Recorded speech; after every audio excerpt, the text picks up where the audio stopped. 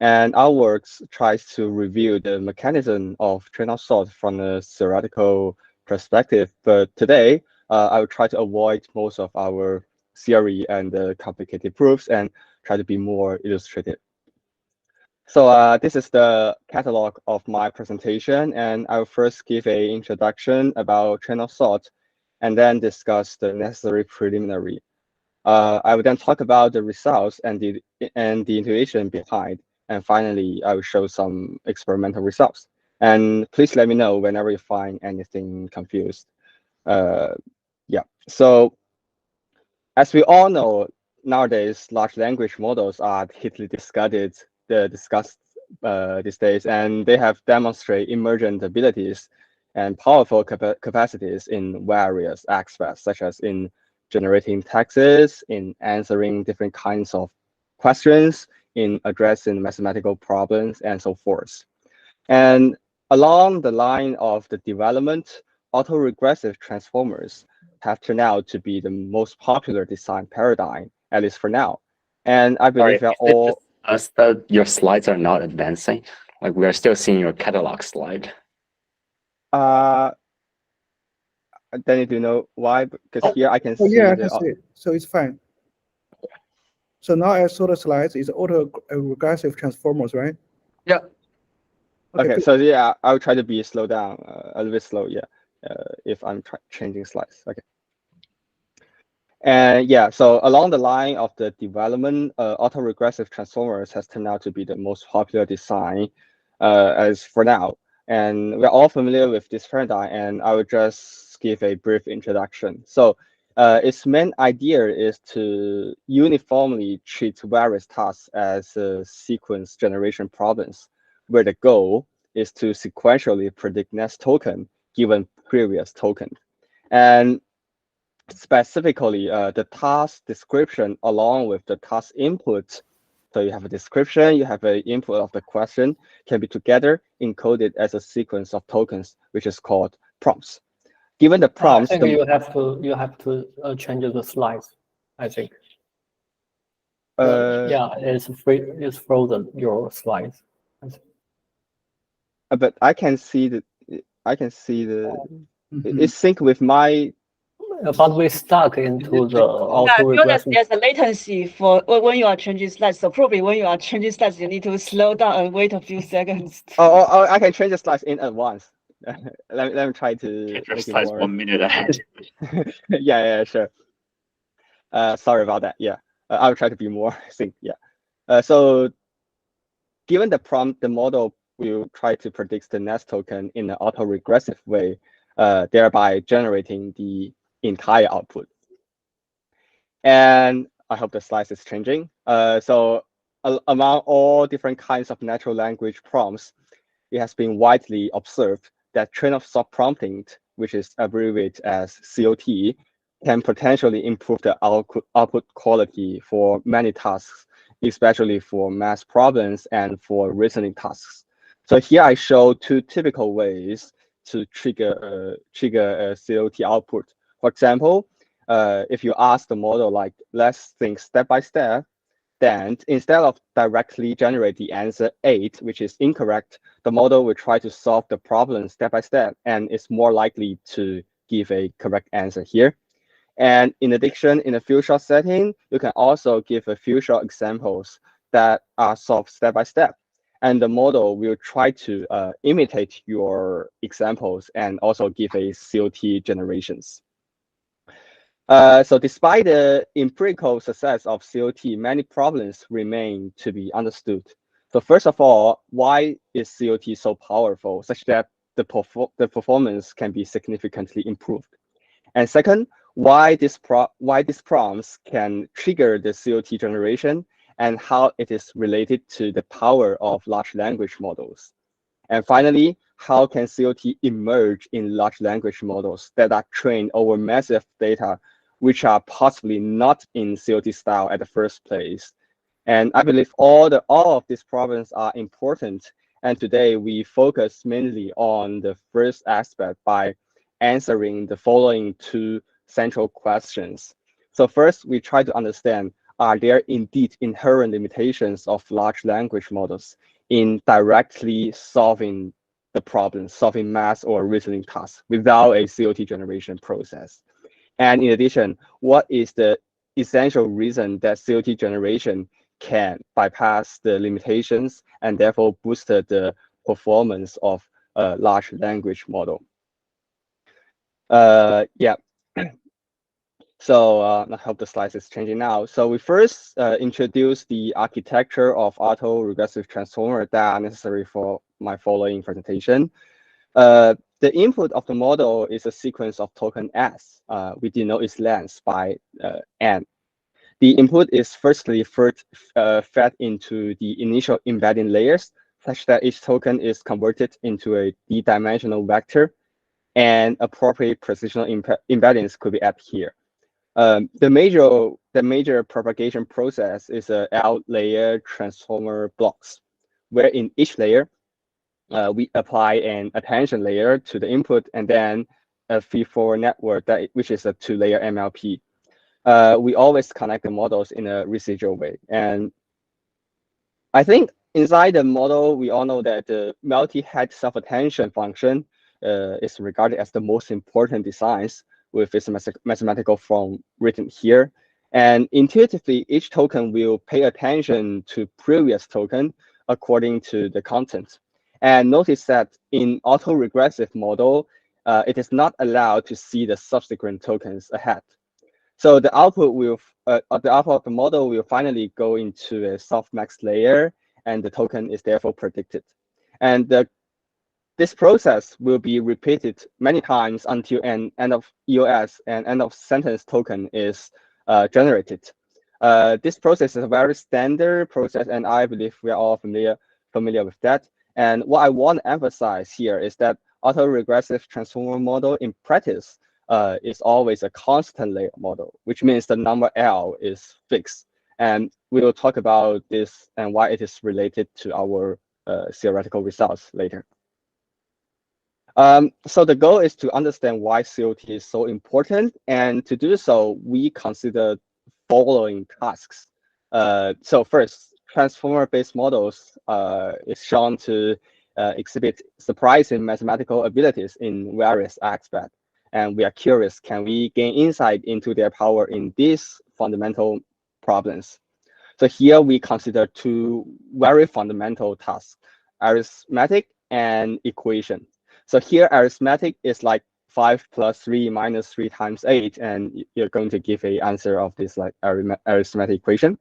And linear equation is like you have a linear equation ax equals to b, and you want where a is a matrix and x and b is a vector, and you want to solve the value of the vector x. In addition, we also know that large language model exhibit the ability to make decisions, and we also consider a very powerful decision-making framework, which is dynamic programming, known as DP. And we want to know, can large language models emulate these DP algorithms to break down a complex problem, for example, to calculate the added distance between two strings into subproblems and tackle them in a sequential way. And we use the example of L longest increasing subsequence to illustrate. And I wanna emphasize that it is possible for all of these tasks. It is possible and also easy to solve them using appropriate plugins, such as if you have a calculator or if you have a code. So we choose them merely because we want to understand the value of COT generation. And in fact, it would be quite interesting to extend our following results to other more complex problems. So let's talk about our setup. As we want to understand why COT generation is so important, we need to analyze the following two ways of answer the question. So the first is to directly generate the answer without any intermediate results. And the second is to generate a complete solution step by step. And to help us to help better illustrate their difference, and also to give a more concrete feeling, we try both setup on a contemporary large language models. And as here you can see, I tell the model that when my question begin with square bracket with direct, the model is required to give the answer directly. And on the contrary, when it begins with train, then the model is required to generate intermediate steps. So now I ask the model a very complex, whether it's complex or not, I'm not sure, but the model, I try to ask the model to answer the question directly, and then it gave a incorrect answer. And on the contrary, if I change direct to train, it tries to give me a very long answer. It decomposes every step. It tries to tell me how to do addition, how to do like minus and multiplication, and finally give a correct answer. And also, if you take a look at the linear equation problem, here is like you have 3 variables x, y, and z, and the answer is 1, 1, 0. So you can easily see like s and y equals to 1 and z equals to 0 is the answer, but the model give a incorrect one. And so if you ask the model to answer the question step by step, then tries to do a Gaussian elimination process, and then it gave a correct answer. So this is our 2 mathematical problems. And here comes to a DP algorithm. I ask the model to compute the length of the longest increasing subsequence of the following sequence, where the answer should be, I don't remember, maybe 4. But the model cannot give a correct answer if I ask him to answer directly. But if I ask it to answer step by step, then the model can emulate a DP algorithm, just like what we are doing in our algorithm classes, and then give a correct output. So these are the illustration of all the tasks. And with this, let's go into our theorems as well as the intuition behind. And to study these problems in a theoretical way, we need to formulate the tasks we want the model to solve, right? Well, we want this problem to be theoretical, we want this framework to be rigorous. And for the sake of simplicity, in this talk, I will just focus on the arithmetic and equation, and the results of DP problems will be discussed in our paper. So we consider a simplified setting where all numbers of the inputs are integers ranging from 0 to p minus 1. Here, p is a prime number. And we conduct all arithmetic operations such like add and minus and multiplication in this finite field module p. So for example, if p equals to 3, then 2 plus 2 is 1. And so we formally define the 2 tasks below. Arithmetic NP represents the task of evaluating a arithmetic equation in module P where the input length is bounded by n. So n here is the size, is the length of the input. And also the equation NP represents the task sets of solving linear equation in module P where there are no more than m variables. So m here represents the number of variables. For example, in the example here, m is 3. And so here is our negative results. So let's start with this result, which says without the COT generation, the power of large language model is limited. So assume TC0 is not equals to NC1. This is an assumption, and we will talk about that soon. So let's forget about this assumption first. So under this assumption, for any prime number p, any integer L, which represents the depth of the model, and any polynomial function q, there exists a problem size n, such that there's no autoregressive transformer with L layers and hidden dimension d no more than q of n that can solve the problem of arithmetic NP.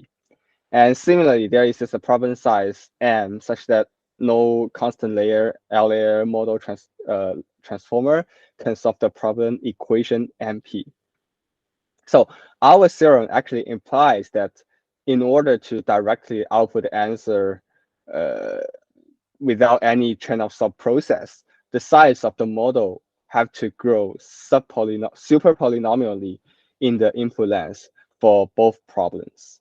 And let's go back to our assumption here. So TC0 and NC1 are two computation complexity classes, just like P and MP. It is widely regarded that P is not equal to MP, P is strictly smaller than MP.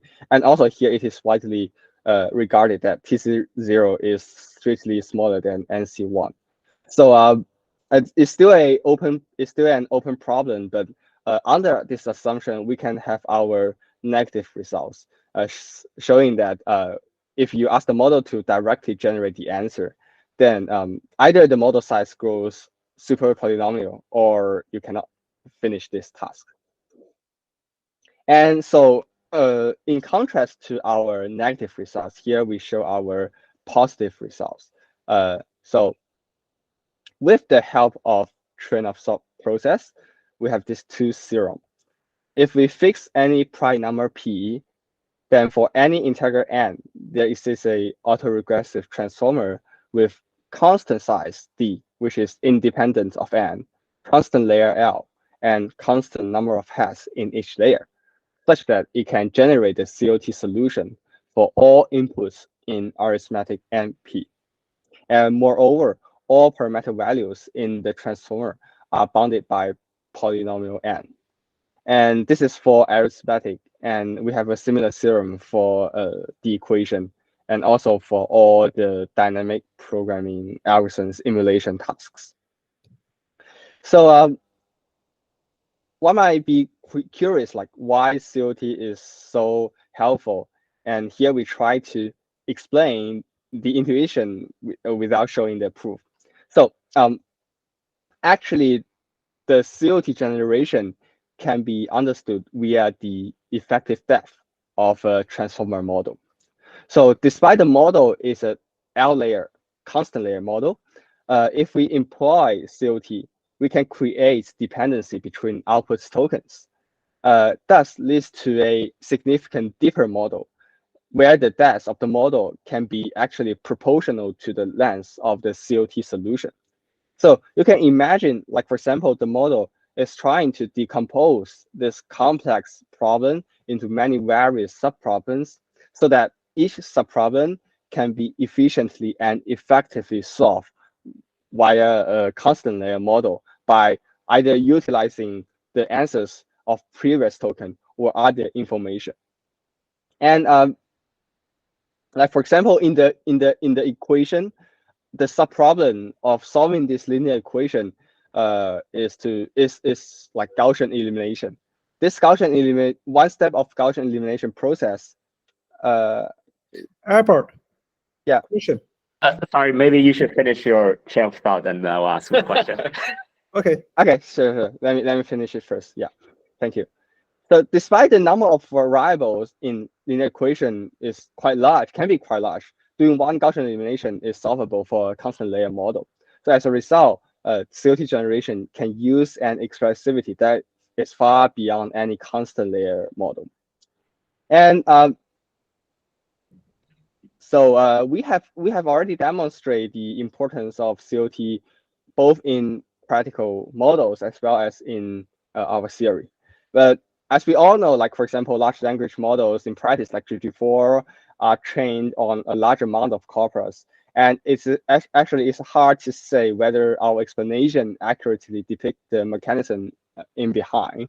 So to further and to experimentally support our theorem, here we also conduct more cleaner experiments to help illustrate the theorems. So here we consider 4 tasks: 2 arithmetic and linear equation, and 2 dynamic programming problem, longest increasing subsequence, and as well as added distance.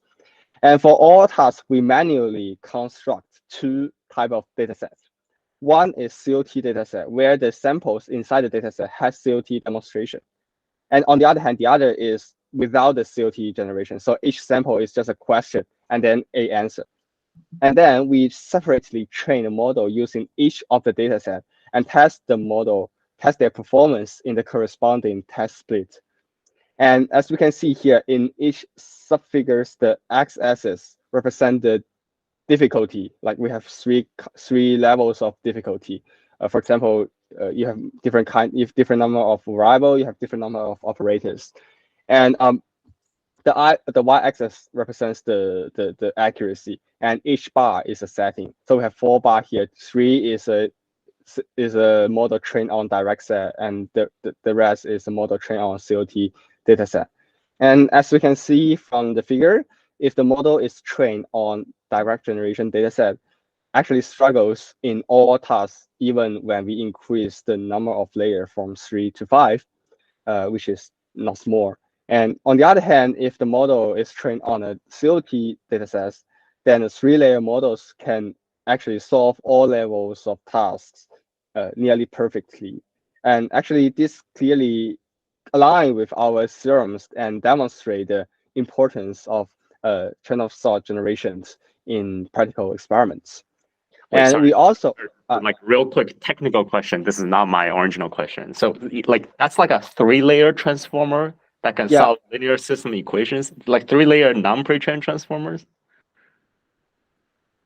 Like it's a 3-layer non-pre-trained transformer, just like randomly initialized weights that can solve linear. Yeah. We don't have any pre-trained weights. It's like randomly initialized. Okay, amazing. Yeah. Okay. I will leave my real question to the end. Thank you. Yeah, I'm changing slides. So okay, so we also consider a more complicated length extrapolation tasks, which actually falls into a sort of like out of distribution setting. So here we still consider the arithmetic expression problem, and we train our model on data with number of operators less than 16, which is very large. As we see, like previous experiment only consider like 3, 4, and 5 number of operators, but here we consider 16 operators. And then we test on longer samples. Like for example, we test on samples with number of operators equaling to 16, 17, and 18. And as you can see here, the accuracy remains high when the number of operators is more than the training number of operators, but it gradually falls when the size increases. And I think this shows the potential that COT can extrapolate somehow, especially if you compare with the non-COT setting where the accuracy is extremely low. But I believe like more techniques should be considered here if we want to keep the performance good. Because here we only consider this pure mathematical problems. We don't have any natural language prompting. We don't have any other problems to help the model understand the task in a more comprehensive way. But if we consider all that together, I think it is possible that using COT, the model can actually solve this like arithmetic problem. So here's some extension. I think this is just a starting point. Many theoretical and empirical problems can be studied, and so here to give our theoretical results, actually the train of thought we generate is like n to the square or n to the 3, and I think it's very important to make the generation shorter and faster while still maintaining the benefit of chain of thought. And here comes the more practical problem, like how to improve the architecture. For example, what will happen if we like add a cache or add a memory that can be computed or that can be accessed in each generating steps. And I think that would be quite interesting. And it could also benefit practical architecture design. And in addition, how can we trigger an appropriate COT process and delegate sub-problems to appropriate plugins and like search? Because we all know like current language model have many plugins, and sooner or later it can be combined with many other functions like searching system. And we don't want the model to spend a lot of time doing this like somehow like stupid like arithmetic problems. we have many plugins to help solving that, and we want to delegate this to these plugins instead of like ask the model itself to solve it. And also, how can COT solutions be learned where there are maybe only limited COT demonstration during training? Because we all know like large corpus, website corpus. I'm not sure whether there's how many COT demonstration are there inside this corpus, but I think to improve the quality of models output, one way is to like give more COT demonstration rather than give only the answer and ask the model to try to figure out the underlying mechanism of like different kind of tasks.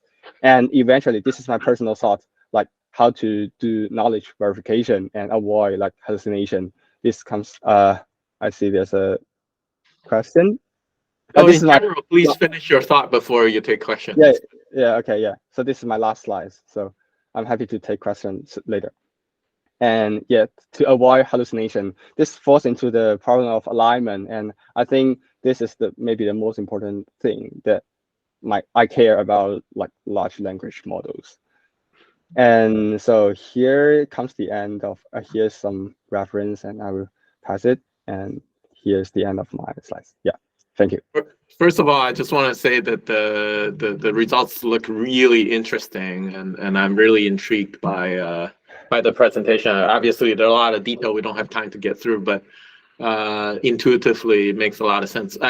It's been a number of years since I've studied complexity theory, but do you think there is a connection between the fact that it happens to be the number 5 and the classic result in branching programs of being with 5 can approximate any logic problems? No. I don't. I honestly, actually, we give our theorem by construction, so it's like right.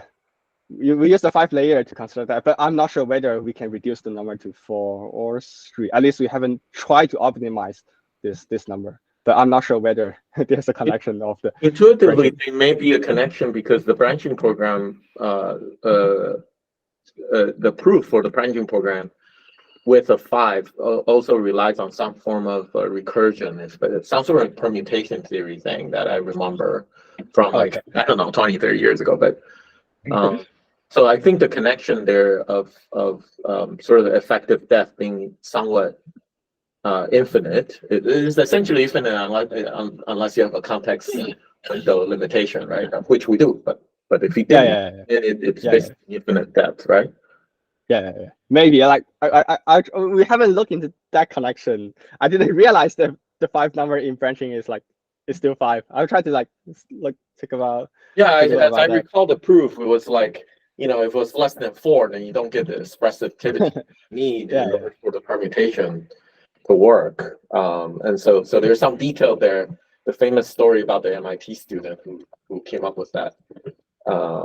Who came up with that proof. So it's uncanny that it happens to be 5. Yeah, that's a little bit magical. Yeah. Anyways, and then also connected to this sort of dynamic programming view. So, anyways, just a side comment, perhaps. Yeah. Thank you. Should I go or should Dale go? You should go. Okay. So thank you for the great talk. I think. Thank you. Having not read the appendix, but I assume, is it true that in the proof of theorems 1 and 2, it does not actually depend on what are the semantic meaning of the COT tokens? In other words, is it true that as long as I add more tokens, like I think theorem 1 and 2 are really about if I added more tokens, then I will have all the effects you showed in the charts in increasing performance. It does not actually depend on that the COTs have meaning. No. I don't think so. Like for example, actually, if you want to generate subsequent answer, or you want to solve like a subproblem, it actually depends on the results of previous subproblems. Like for example, if you take a look at DP problem, like for example, added distance, what you actually do is a table where the value of each cell depends on its up right corner or its like left cell. Yes, I know how DP works. So your theorem says that the COT is defined as some part of the COT sequence has to depend on previous COT part's answer. That's part of Yeah. your definition. Okay. Yeah, yeah. How is that shown? I'm sorry, how's that what? Like how would that be like, and that will be formally defined in like a DP table way? We actually have a formula, rigorous definition of like chain of thought process in our paper. Yeah, we don't have time to go into that for now. But like for example, for arithmetic, the COT process should be quite clear, right? So in each step you calculate one symbol, and this is the standard COT process. And we prove by construction that this process can be finished by a constant layer model. But whether, like for example, if you just increases the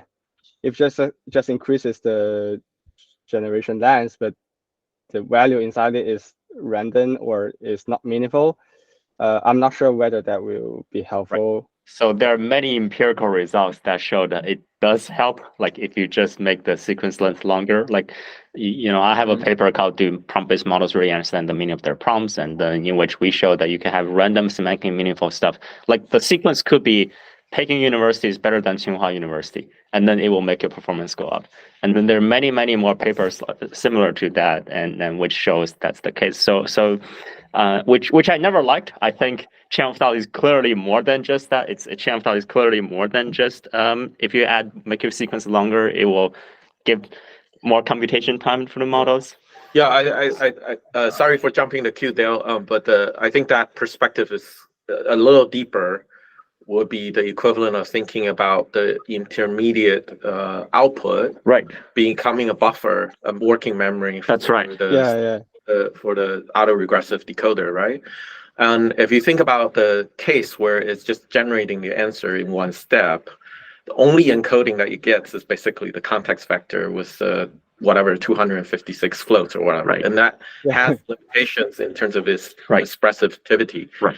But when you actually take the output as input buffer, now effectively every input that has been generated so far, any output that has been generated so far, now effectively lengthens your context vector by the equivalent amount, right?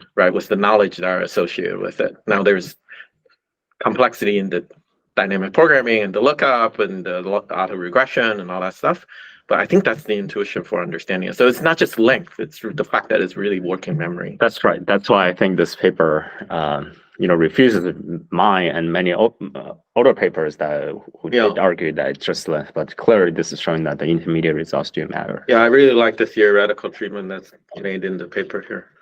Thank you. Yeah, I think like is the reason why I propose like improving architecture is exactly because like if it's served like a buffer or served like a memory, it's actually possible to do it in a more smart and efficient way rather than like use the like generation output to serve this role. What do you think about encoder decoders as memory? Yeah, like you mean T5, T0? Yes. Like, that depends, because I think like if you consider encoder decoder model, then eventually still generate the answer in an autoregressive way. So like encoder is trying to how to say, capture some central representation, and then based on this representation, you still need to answer the question step by step rather than in a direct way. I don't think you can have it without this autoregressive process. So maybe still decoder more important. I think for the setup in this paper, decoder-encoder architecture should work as well as decoder-only architecture. I think there's no difference. Encoder-decoder architecture actually is not good for language modeling. Decoder-only is much more convenient for language modeling, different purpose. I think now we still have a few minutes. We need to leave the time for Dale's problem. Dale. Yeah. Thank you. Yeah. Oh, yeah, sorry. This is more of a sanity check question, which is, it occurred to me I didn't understand what was special about the transformer architecture in your argument. Or put another way, couldn't I have a similar representation theory that was just feed-forward neural nets, and I get bounds on layers and expressiveness of functions, and I get very similar looking results? And if I'm not seeing a significant separation between the efficiency of transformer relative to just feed-forward, then it feels like we're not quite capturing something important. Yeah, I think that's a great question. So actually, I think especially attention layer do matters a lot in our proof. So in our construction, in the proof of our positive results, we really rely on the attention mechanism to help us focus on the relation of different tokens, such that we can actually use the previous tokens as kind of like a buffer to help us solve the current problem. Forgive me, of course, intuitively that makes a lot of sense, but can you provably separate the efficiency of a transformer encoding versus, say, a feed forward? Yeah, I don't think we have proved that a free-forward network cannot finish this process, but yeah, I think I would think about that. Because we know the later. transformer will learn to do it and a feed forward will not learn to do it. But is it just because it can't express it, or is there something deeper? Perhaps this is a little bit of a side point, but feed-forward networks are piecewise additive, and so it has trouble representing multiplication interactions. So as a result, you need, generally speaking, exponentially wider nets in order for that. So if you allow for the exponentially width, then maybe it all works out, but then, it's just not practical. I mean, that would be exactly what I'd be looking for, right? Is some kind of exponential separation in efficiency. And I think that would be the argumentation I would put forth is that the additive nature of feed-forward network would you just die from expressing. Yeah. Thanks. Yeah. Thank you. Yeah, I'll try to look about that. But I'm not a theoretician, so I just. But yeah, it's quite intuitive. Yeah. Thank you. Can I ask another quick technical questions? Hopefully this. Sorry, Albert. Chen Yuan. Yeah, quick question. I saw in your theorem that you have like constant hidden dimension D.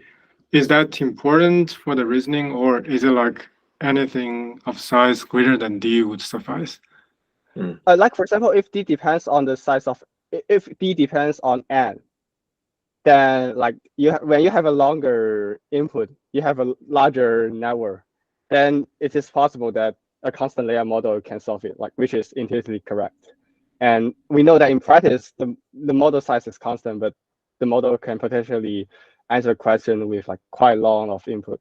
So that's the reason why we want at least the dimension of D to be independent of the input length N. So it's at least, and the layer size across different layers may not be the same. It's just you need at least this amount of capacity, at least D for each layer, right? I'm sorry? Is it like you need at least size D for each layer to have that capacity, but you can make each layer to be greater than that? I think actually we don't want the dimension to be, we actually need necessary dimension to solve some like basic operations, but we don't want the dimension D to be arbitrarily large, because that would not be a theoretical result for practice, because we all know that in practice, D is fixed. Okay, thank you. Yeah. Awesome. Yeah. Thank you so much for your great talk, Haotian. Thank you. Well done. And also thank other two guests here and your collaborators, right? Yeah, Bohang and Professor He. Yeah. Thank you. Very impressive. Thank you. Very impressive work. Yeah. Thank you. Great day. And also wish everyone have a great weekend. Yeah, thank you. Yeah. Bye-bye. Thanks. Bye-bye. Bye-bye.